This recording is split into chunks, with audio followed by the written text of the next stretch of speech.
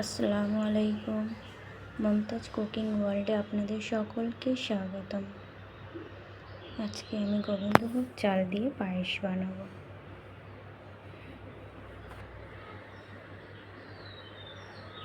এখানে 1 লিটার দুধ নিয়েছি। 100 গ্রাম চালের জন্য 1 লিটার দুধ যথেষ্ট। দুধটাকে ভালো করে ফুটিয়ে নেব।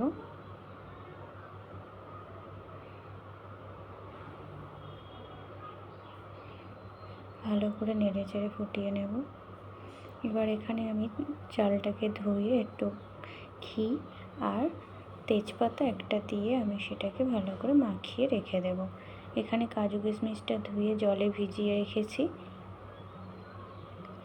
তারপর দুধটাকে আরও ভালো করে নাড়াচাড়া করতে হবে। নাড়াচাড়া করার পর সেটাকে আমি একটা পাত্রে একটুখানি তুলে রেখে দেব।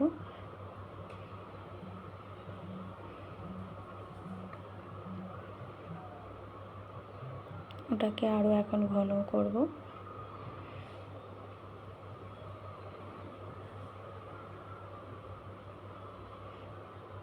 দুধটার মধ্যে চাল আর তেজপাতাটা দিয়ে দেব। এই দুধটা যেটা তুলে রাখলাম ওটার মধ্যে কিছুটা আমি পাউডার দুধ মিক্সড করে এই মিশ্রণটা রেখে দেব। এটা আমি শেষে দেব। ভালো করে এটা মিশিয়ে নিতে হবে।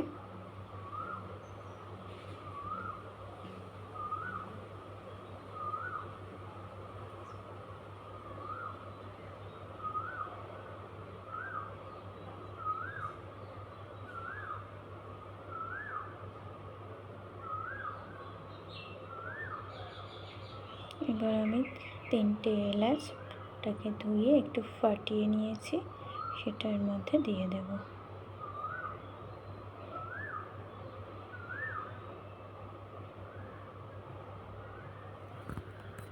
চালটা যখন একটু সিদ্ধ হয়ে আসবে তারপরে আমি এতে চিনি অ্যাড করব। তার আগে চিনি দিলে চালটা খুব সিদ্ধ হবে না। তাই এবার আমি এখানে 200 গ্রাম মতন চিনি নিয়ে ওর সাথে অ্যাড করে দিলাম।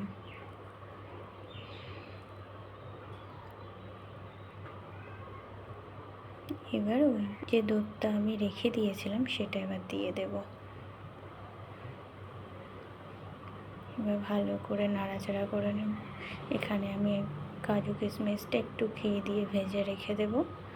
এই কাজু কিশমিশটাকে আমি কিন্তু শেষে দেব, প্রথমে দিলে হবে না, কারণ যেহেতু কিশমিশটা একটু টক ভাব থাকে, সেই জন্য টক জাতীয় জিনিস দুধের মধ্যে পড়লে দুধটা কেটে যেতে পারে, সেই জন্য আমি এটা শেষে অ্যাড করব।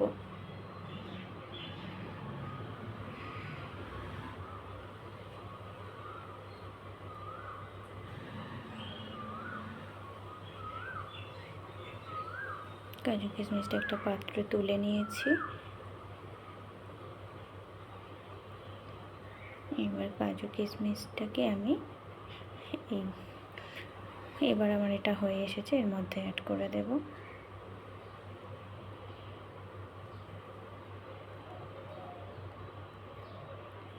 এবার ভালো করে নাড়াচাড়া করে নেব।